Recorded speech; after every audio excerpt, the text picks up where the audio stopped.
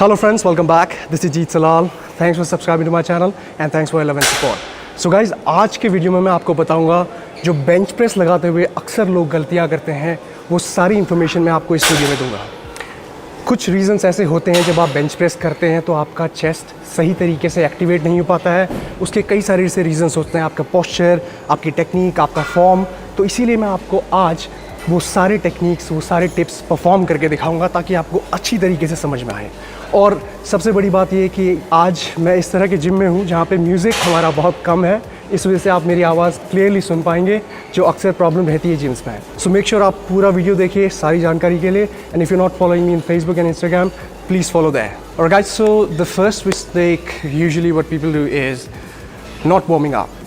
तो क्या करते हैं लोग, अक्सर मैं देखता हूँ जिम्स में, आज बेंच प्रेस उनको लगानी है। So first thing what they do is they straight away come here, 20 kgs की प्लेट डालते हैं सीधा बार के अंदर, right. I know the maximum weight जो वो उठाएंगे it's gonna be 100 kgs, 80 kgs। तो ये वेट आपका 50-60% आपके मैक्स रैप का वेट है and you warming up with this. तो ये सबसे बड़ी गलती यहीं पे हो जाती है, right. So what you have to do is, आपको घबराना नहीं है, शर्माना नहीं है to warm up with the bar. When I come in the gym और मुझे बेंच प्रेस लगानी है तो I start warming up with this weight, ठीक है।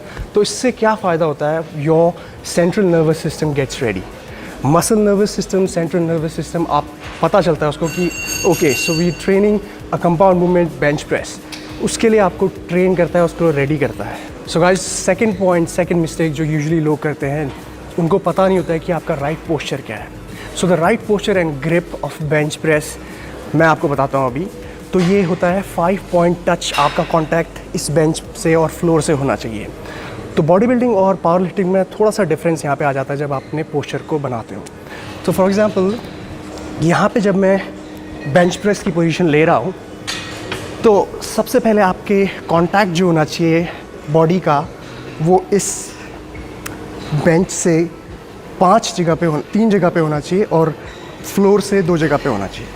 तो टोटल आपका कॉन्टैक्ट 5 जगह पे होगा, 5 पॉइंट्स कॉन्टैक्ट, ऑलराइट। तो कुछ लोग क्या करते हैं कि फ्लैट बिल्कुल आपका पूरा बॉडी आपके बेंच पे टच होता है। This is a wrong position, wrong posture. तो राइट पोस्चर क्या है, आपके हिप्स, आपके ग्लूट्स टच होंगे बेंच पे, then you make a small arch और आपका जो स्कैपुला है, आपका बैक, वो टच होगा एंड योर हेड। तो ये 3 पॉइंट टच हो गए, 1, 2 and 3 point touch. And this is these two the 4th and 5th touch. ये बहुत ही इंपॉर्टेंट है आपको सपोर्ट देने के लिए, बिकॉज आप ऑलरेडी एक्सप्लेन यू कि जो पावर जनरेट होता है वो आपके फ्लोर से होता है। द ची generates, the energy generates from the floor. तो एक सही पावरफुल बेंच प्रेस बनाने के लिए आपको ये 5 कॉन्टैक्ट होने चाहिए। पावर लिफ्टर्स को आपने देखा होगा, दे ओवर आर्क, वो इसीलिए क्योंकि बार और चेस्ट का डिस्टेंस कम करने के लिए दे ओवर आर्क।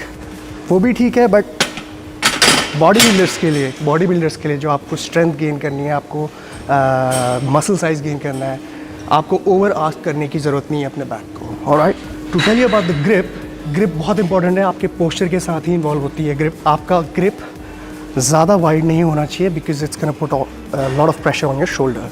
तो जिस तरह से आप देख सकते हैं, जितनी मेरी हाइट है, जितना मेरा शोल्डर का विड्थ है, उस हिसाब से मैंने एक न्यूट्रल ग्रिप लिया है।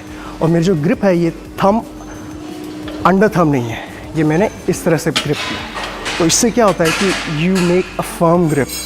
आप जब लिफ्ट करोगे बार को तो it's a very strong grip, right. तो आपको ये ग्रिप लेना है। यूजुअली जो लोग करते हैं वो है रिट्रैक्शन ऑफ शोल्डर नहीं करना।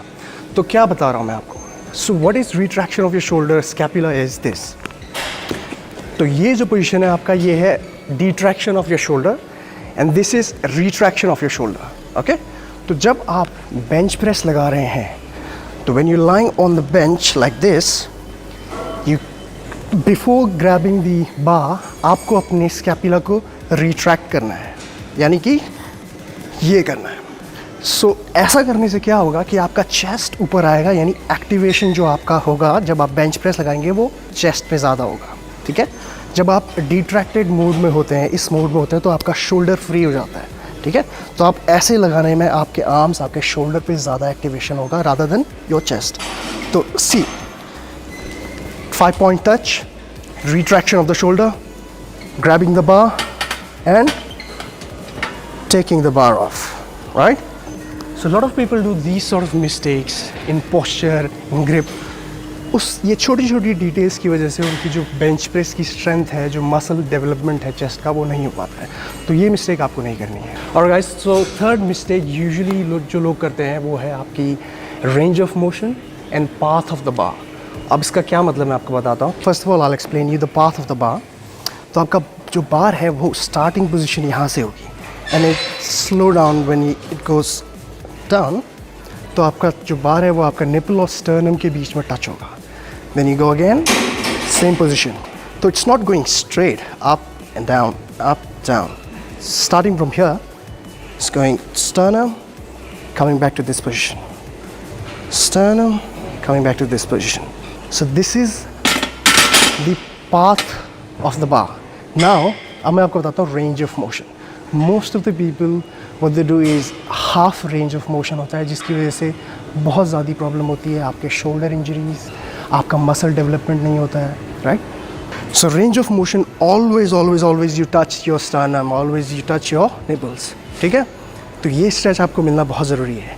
एंड आई एक्सप्लेन पहले भी कि आपको अपने एल्बोज़ को लॉक नहीं करना है.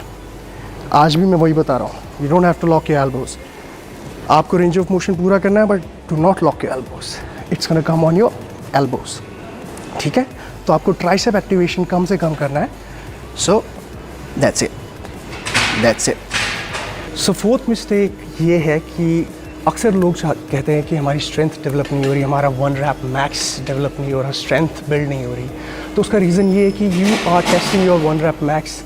बहुत आप हर हफ्ते अपना 1 rep मैक्स आप टेस्ट कर रहे हैं. तो वो आपको नहीं करना है, right? Test your 1 rep max. 1 या 2 महीने का गैप दीजिए. अपनी स्ट्रेंथ को आपको डेवलप करना है, बिल्ड करना है. Then you do your 1 rep max. अगर आप रेगुलर बेसिस पे हर दूसरे तीसरे दिन अपना 1 rep मैक्स बेंच प्रेस में टेस्ट करेंगे तो आपको कभी भी रिजल्ट्स नहीं आएंगे, आपकी स्ट्रेंथ डेवलप नहीं होगी. तो कैसे करना है आपको, कैसे डेवलप करना है आपको 1 rep मैक्स अपना? तो सबसे पहले तो आप जो रेगुलर मसल हाइपरट्रॉफी 8 to 12 जो आप रैप रेंज में अटके हुए हैं उससे बाहर आना है आपको. Start doing 2s, start doing 3s, start doing 5s. ठीक है? अपनी रैप रेंज आप कम कीजिए, कम रैप रेंज पे स्टार्ट कीजिए, तब जाके आपका 1 rep मैक्स डेवलप होगा. फॉर एग्जांपल अगर मैं 100 kg से आज मैं 3 रैप लगा रहा हूँ, तो if I am doing 102 kg 3 reps next week और द नेक्स्ट वीक, तब मुझे पता चलेगा कि मेरा स्ट्रेंथ डेवलप हो रहा है, बिल्ड हो रहा है मेरा मसल. उसके बाद मैं टेस्ट करूँगा अपना 1 rep max after a month और 2.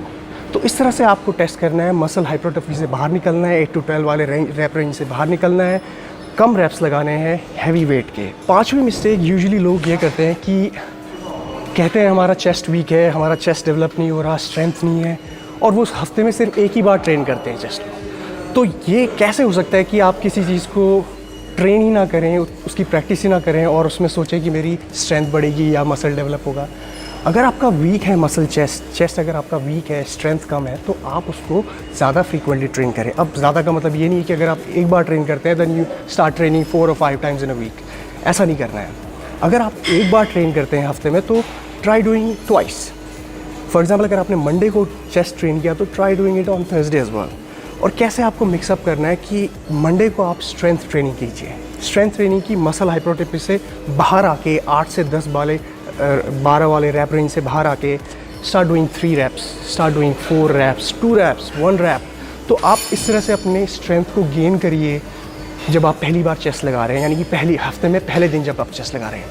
जब आप हफ्ते में दूसरे दिन चेस्ट लगा रहे हैं तो आप मसल हाइपरट्रॉफी 8 से 12 रेपिटेशंस, सम आइसोलेशन एक्सरसाइजेज, इस तरह की एक्सरसाइज को इंक्लूड कर सकते हैं. तो आपको वेरिएशन मिलेगा इससे, राइट? तो 6th मिस्टेक जो यूजुअली लोग करते हैं वो ये है कि मैंने आपको बहुत बार बताया है, अपने बैक जो हिस्सा है आपका, फ्रंट के पीछे जो पार्ट है उसको ट्रेन नहीं करते. अब उससे सबसे बड़ी प्रॉब्लम क्या होती है कि आपका ओवर डेवलप हो जाता है फ्रंट का मसल, यानी कि आपके चेस्ट, आपके शोल्डर्स, आपके फ्रंट डेल्स. तो एक पोस्चर आपका ख़राब हो जाता है, जिसकी वजह से क्या प्रॉब्लम होती है कि when you doing bench press तो आपका एक्सेसिव प्रेशर पड़ता है शोल्डर जॉइंट्स पे, शोल्डर पे. इसीलिए जो लोग हैं जो हमेशा से ये गलतियाँ करते हुए आ रहे हैं, वो 40-50 के आसपास जब उनकी एज होती है तो वो बेंच प्रेस कर ही नहीं पाते। कहते हैं कि I have injuries, I have shoulder problem, elbow problem. वो इसीलिए होता है क्योंकि कभी उन्होंने पुलिंग मूवमेंट पे, अपने बैक पे कभी फोकस नहीं किया। जब तक आपका रेयर डेल्ट, आपका बैक पार्ट स्ट्रॉन्ग नहीं होगा, आपकी बेंच कभी भी ग्रो नहीं करेगी। ये मुझसे लिखवा के ले लीजिए। और मैंने बहुत सारे लोगों को ये एडवाइस दी है, कहते हैं कि मेरे शोल्डर प्रॉब्लम होती है, मुझे बेंच चेस्ट मेरा ग्रो नहीं कर रहा है। उसका सबसे बड़ा यही प्रॉब्लम है कि focus on your pulling movement, rowing, lat pull downs, pull ups, इस तरह की चीज़ों पे फोकस कीजिए। जितना आप चेस्ट पे, एब्स पे, बाइसेप पे फोकस करते हैं, rear delts, lower lats, mid back, traps, इन सब चीज़ों पे भी फोकस कीजिए। सो गाइस, सातवीं और आखिरी जो मिस्टेक है वो लोग ये करते हैं कि नेगेटिव्स पे फोकस नहीं करते, जो आपका इसेंट्रिक मूवमेंट है उस पर फोकस नहीं करते। और चेस्ट जब हम लगा रहे हैं, बेंच प्रेस जब हम लगा रहे हैं, तो आपका जो नेगेटिव है वो बहुत ही इंपॉर्टेंट है। अगर आप अपने वेट को कंट्रोल नहीं कर पा रहे हैं जब आप नीचे लेके आ रहे हैं, तो ऐसा वेट आपके लिए नहीं बना है। तो आपको बताता हूँ कि किस तरह से आप नेगेटिव्स को कंट्रोल करेंगे और क्या आपका टेम्पो होना चाहिए। तो बहुत सारे लोग क्या करते हैं कि उनका बेंच प्रेस में वेट तो इंक्रीज़ होता है, उनकी बेंच प्रेस का 1 रैप मैक्स भी बढ़ रहा है, लेकिन जैसे जैसे उनका 1 रैप मैक्स बढ़ता है वो भूल जाते हैं नेगेटिव्स में कंट्रोल करना, उनका नेगेटिव फास्ट होने लगता है। So this is the wrong way. चाहे आप कोई भी वेट उठाएँ, चाहे वो लाइट हो, चाहे वो हैवी हो, ऑलवेज़ नेगेटिव आपका कंट्रोल होना चाहिए। जब तक आप वेट को कंट्रोल नहीं कर पा रहे हैं तब तक वो वेट आपका नहीं है और आप मसल को कभी भी एक्टिवेट नहीं कर पाएंगे सही तरीके से। ठीक है, तो ये आपका टेम्पो होना चाहिए, स्लो एंड फास्ट। तो गाइस, नेगेटिव्स में फोकस करना इतना इम्पॉर्टेंट है कि आपकी डिपेंड करता है आपकी स्ट्रेंथ का डेवलप होना, आपकी मसल का डेवलप होना, आपके सही फॉर्म का डेवलप होना। गाइस, मैं हमेशा से आपको ये बताता हूँ, फिर बता रहा हूँ कि आपका आखिरी रैप भी बिल्कुल वैसा होना चाहिए जैसा आपका पहला रैप था। यानी कि अगर आप आखिरी रैप, आपके हाथ काँप रहे हैं, आपने बहुत सारा स्पॉट ले लिया, जो आपका पीछे स्पॉट कर रहा है उससे बहुत ही मदद ले ली, तो उसका कोई फ़ायदा नहीं है। आखिरी रैप तक आपको मसल को वैसे ही हिट करना है जैसा आपका पहले रैप में जैसे आपने हिट किया था। तो आपको ये नेगेटिव में जब आप फोकस करना शुरू करेंगे तब आपको वेट को कंट्रोल करना आएगा, तब आपको ये टेक्निक पता चलेगी कि मसल माइंड कनेक्शन को कैसे डेवलप किया जाता है, किस तरह से आप सिर्फ इस कंपाउंड मूवमेंट में भी आप सिर्फ चेस्ट को आइसोलेट करेंगे। तो गाइस, ये थे मेरी सारी इन्फॉर्मेशन बेंच प्रेस के लिए, और आई होप कि आप लोग अब ये गलतियाँ नहीं करेंगे, और इन गलतियों को दूर करने के बाद you will see the difference कि आपकी स्ट्रेंथ कैसे डेवलप होगी, आपकी मसल साइज़, आपका चेस्ट कैसे निकल के आएगा सामने। ठीक है, और बेंच प्रेस एक ऐसी एक्सरसाइज है जो आपकी ओवरऑल बॉडी को डेवलप करेगी, राइट। सो गाइस, अगर आप लोगों को इन्फॉर्मेशन पसंद आई है तो मेक श्योर आप इस वीडियो को लाइक कीजिए, शेयर करिए अपने दोस्तों के साथ, और follow me in Instagram and Facebook. Take care, Jeet Selal, sign of.